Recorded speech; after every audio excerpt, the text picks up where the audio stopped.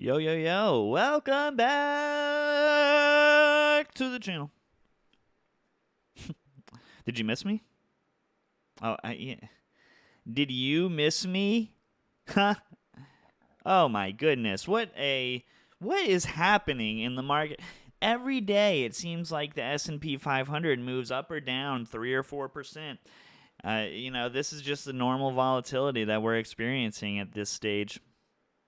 And now I have a bunch of lines all over my chart. So let's dig into it and talk about what's going to happen next. We think, not financial advice. If you're enjoying this content, make sure you drop a like on it. Share it to a loved one who is also interested in price action analysis on the biggest index. Well, I don't know if it's one of the biggest indexes, okay? And watch until the end. As long as you're staying entertained, even if you're not entertained, just mute it and let it play in the background. All right, just tell YouTube that I'm doing a good job if you like me. Oh man, not again. All right, so for the updates that have occurred to the chart, just so you guys are clued in on some of these lines, okay? So I added a bunch of these golden lines here. Because we have come to the determination that the 707 is the most powerful Fibonacci on both more macro scale as well as micro scale, I've taken a lot of the swing highs and swing lows and I've added gold lines there to represent 707s for swing highs and swing lows. And I haven't labeled them or anything, so I don't know which ones are exactly correlated to what swings or whatever. But I know that these are going to be relevant levels of support and resistance over the course of the, foreseeable future. So those are just additional context to the chart, but they're not the primary thing that we're looking at, okay? Now let's zoom in. Obviously, we still have our midline here with the purple border, which is obviously a key point of support or resistance as we're going through this trading range and this relatively bearish market that we've been in for the past year. And the red and green I've updated to be more of a zone rather than just lines like they were before. This zone representing support and resistance within this channel, which is more of a descending, broadening wedge of sorts, which is a bullish reversal pattern. I mean, look, this most likely is going to reverse at some point in the history of the world. And hopefully we'll be paying attention when it happens. So let's zoom in a little bit here. We also have a more localized descending broadening wedge type of look developing here. Aside from this bull trap that occurred back here in September. And then I have this support line and now the local rising wedge that seems to be forming here. And this rising wedge is also forming near the midline here, which acted as the key resistance before that big spike down on the Fed meeting, which led to this uptrend, which has since led to this less exciting higher lows and higher highs while we're experiencing these pretty good higher lows. So what am I expecting?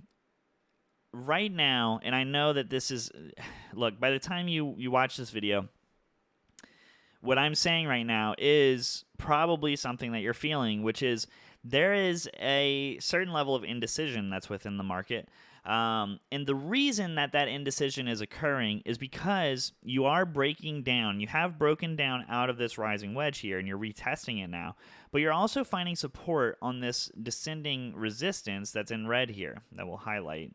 Just make it brighter so that you know exactly which one I'm talking about. This bright red resistance. That's what's causing the indecision as well. You're sitting on this golden 707 level, which I would assume is drawn from this top to this bottom. Oh, no, it's not. Perhaps this one? Yeah, so it's actually this local 707 that you're trading along, right? So what am I expecting? Zoomed in here, okay? Just fundamentally zooming in here. This move is not does not look to me like a backup last point of support type of move. It's very round and holding high relative to the trading range. This doesn't mean that it can't push back up again. Okay, so you could push back up here and retest the midline and even break above the midline in this fashion before getting rejected back down here. But overall, this structure does appear more bearish in my opinion. Okay, so what does that mean? Does that mean that I'm overall a bear and I think that lower lows are coming and we're going to go below the local $3,500 point or so?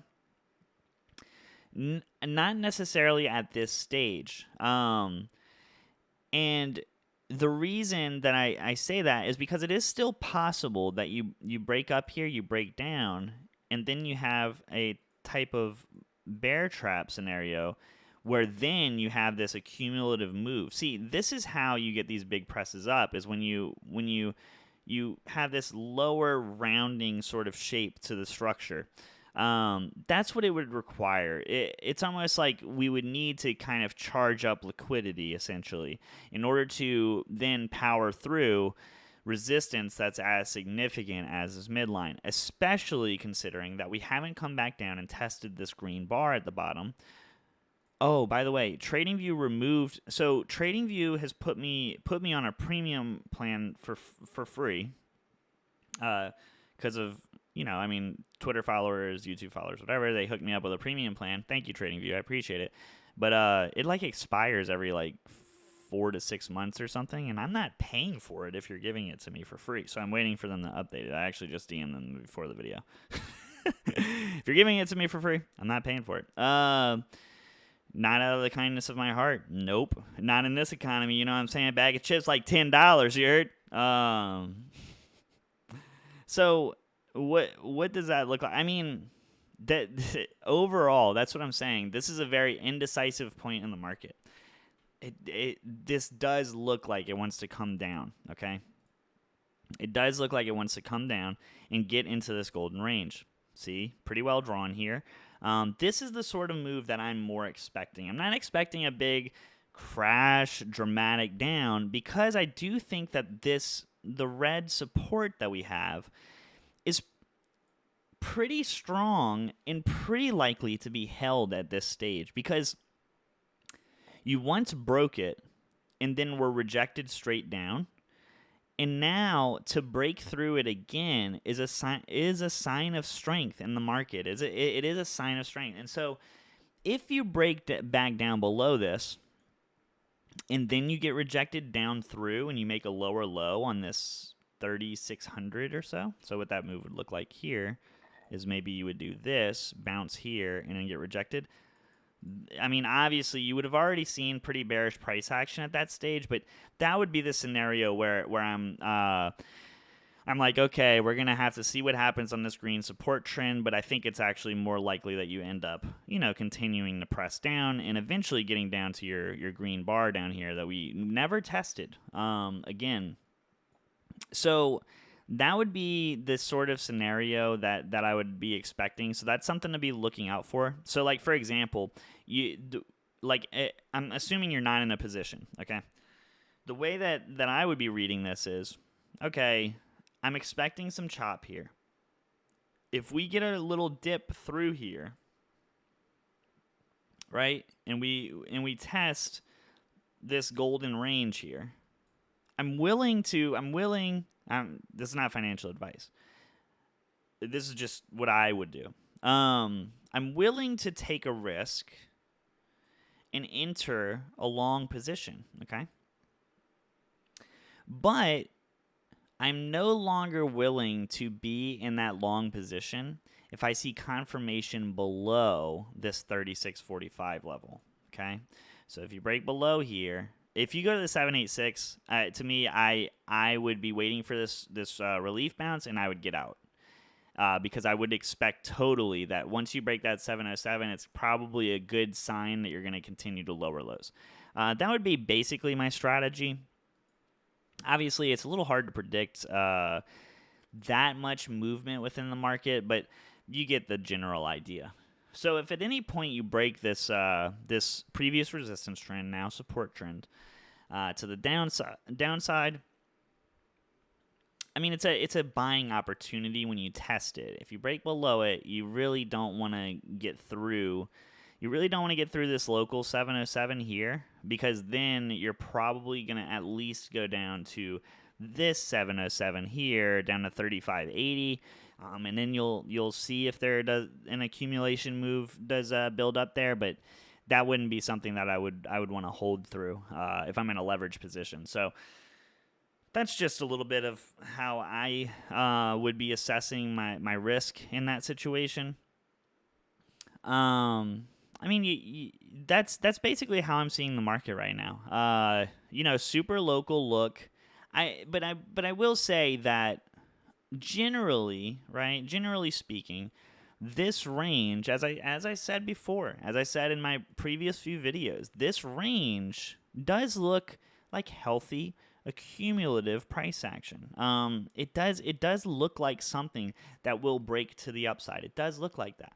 But we have to consider the amount of resistance that you've had here, and also the historical precedent that you haven't tested the bottom green bar since you've been below this midline, and that has not occurred yet.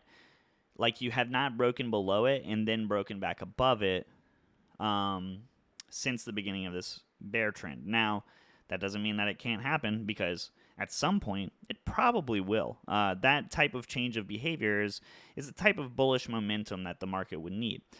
If I'm wrong here, and you do break above this midline, I'm really not expecting that at this stage, not yet. Maybe in a week or so, week or two. But if you do just break through here, okay, you're going to come back for confirmation on this line here. Once you make a higher high, this thing can get pretty explosive. This is the type of setup where now you have confirmed a sign of strength above resistance. You come back, you retest it, reaccumulation. If you don't fail and go back below this and you make a new high, it's going to be a very, very hard rally to the upside to retest the top of the channel, right? So those are the things to be looking out for. I'd say that if at any point you go under 3,600 or so, I would tend to believe that you're going to go down to 3,250, okay? But with that, overall, I do see the structure as relatively bullish. I do see the opportunity here. I mean, it's really reminiscent of this sort of move back here, right? Like, it's a similar price structure buildup, right? Especially when you localize it in this fashion, or you localize it in this way. These are cumulative moves, and that's what I'm seeing here. But obviously, that doesn't mean that you can't break back down and have this act as redistribution. I just think it's the less likely of the two scenarios, if that makes sense. Let's zoom in here. Oh, we just got to close. Yeah, you're holding this this red line here as support. I think that I think that overnight with futures, what I'd be expecting, I think you're gonna pop up, and then maybe yeah. So you're gonna pop up, and it's gonna be real green, in my opinion. Not financial advice. Don't fucking trade based on what you see from a guy on YouTube. But I think that you press up here, and then I think it gets ugly in the short term. I just think that you require a pullback. You just can't.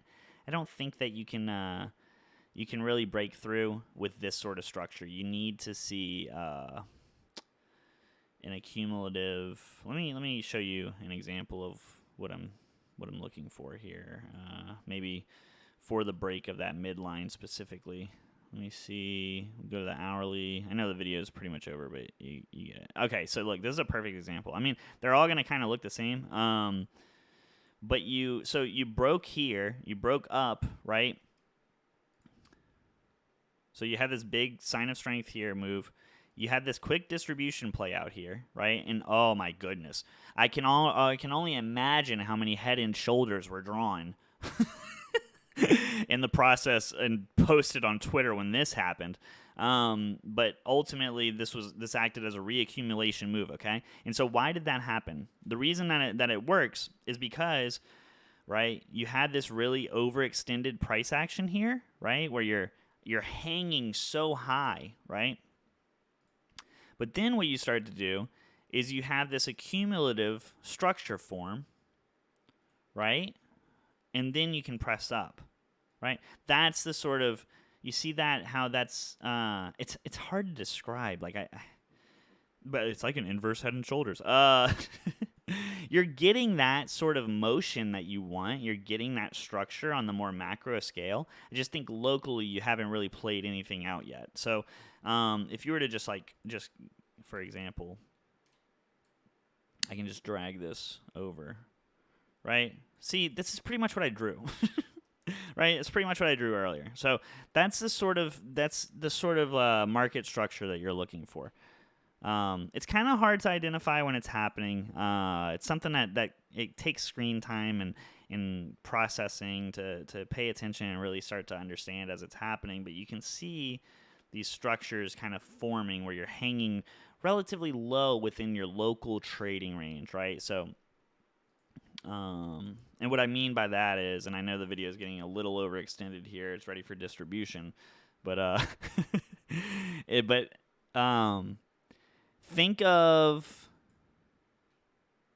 right? So let's quiet the chart down. Maybe my SPY chart is better to use.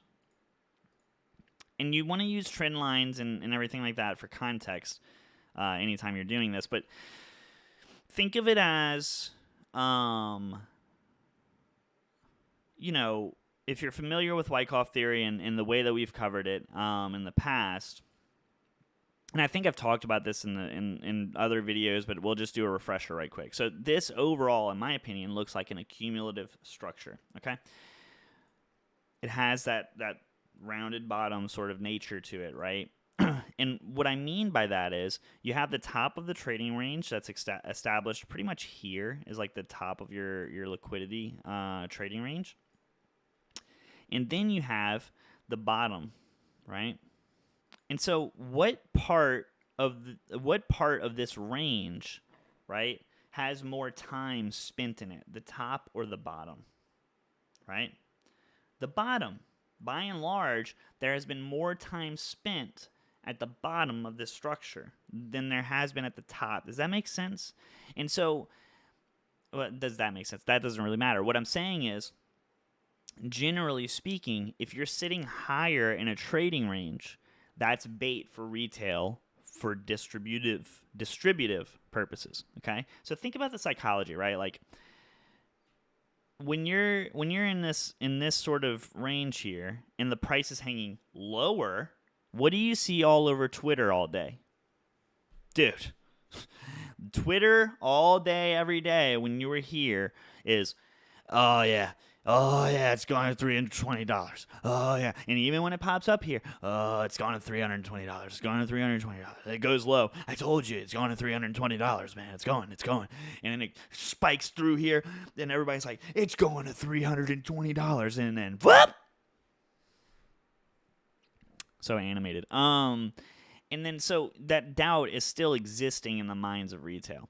Alternatively, if you, and I mean, I always like to use Bitcoin's big macro distribution. I just think that it's the oh my god, did Dave get a hold of this chart? My son.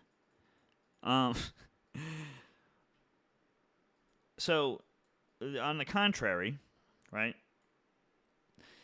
This is Bitcoin's distributive structure that occurred here, right? And so we're going to draw the same sort of stuff. I just know that this is just like, to me, the most perfect distribution. Like, it's just a beautiful distribution.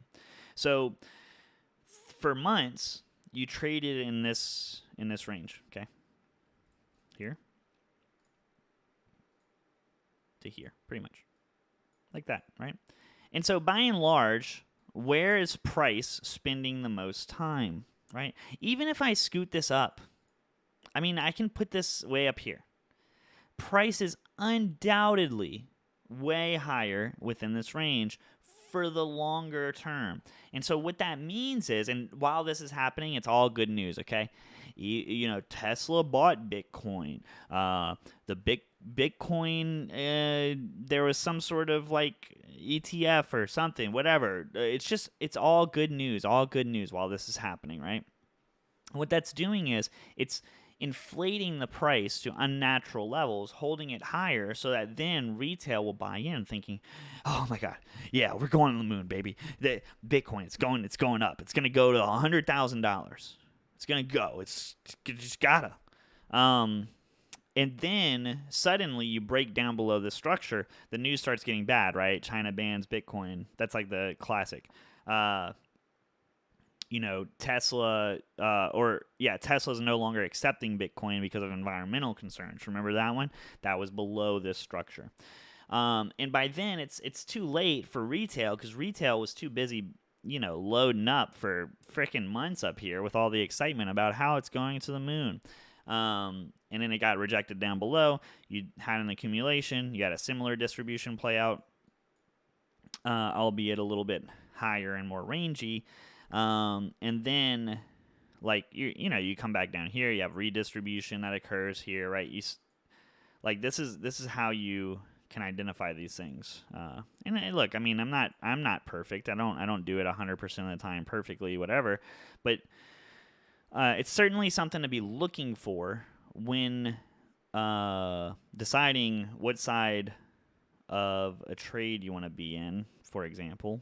And you can see that the price is just so high within the range compared to something like this where it's just hanging lower, right? So just think about that. Just think about the stuff that you see on Twitter. You look like you're getting a break to the upside here on SPY. It's pretty good. Let's see. So 707 here, 373. I think that that futures are going to be green. And then I think you're going to have a little chaos tomorrow. That's similar to today. But yeah, so that's pretty much the video. Hopefully you enjoyed. Hopefully you gained something from the video. It made a little bit of sense. This structure doesn't look bad here locally. Yeah. This is definitely going to not definitely. I mean, I'm not the Messiah. I can't predict the future, but this definitely looks like it wants to break up here locally. Sorry, I'm just thinking in real time. I don't know. Yeah, I mean, you got to break through. So let's see. Depending on how you would react to this 373.14. And then from there, we'll see what occurs. So the equivalent on futures is going to be, it's that peak to that bottom.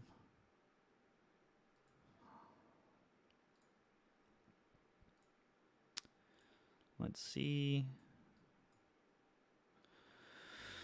Yeah, 37.54. So futures, I'm thinking 37.54. You can even, like I said, you can even press higher here and have some sort of bullish fake out play out. Let me see what that would look like. Oh my goodness, this video is going on way longer than it should. I'm a bad boy.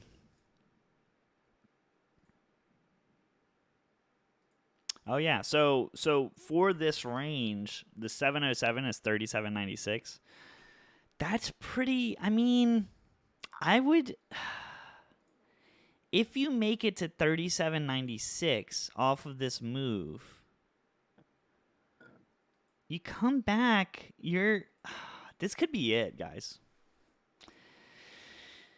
If you come back, you test 37.70 again from 37.96, and you retest that midline at the same time like that over the course of the next day or two,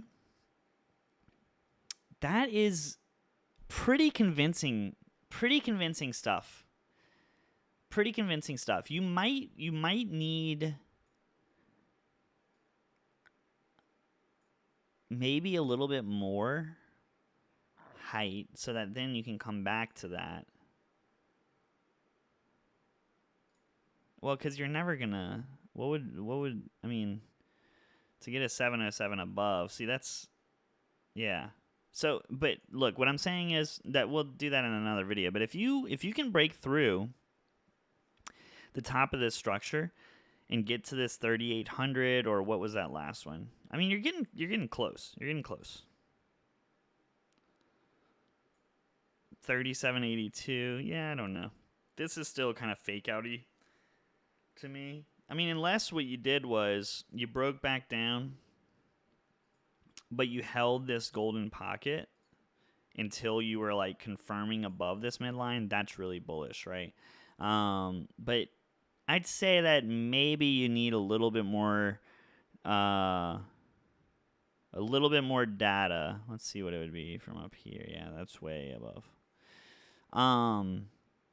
Yeah, the first level I'd be watching is this 3780 or so.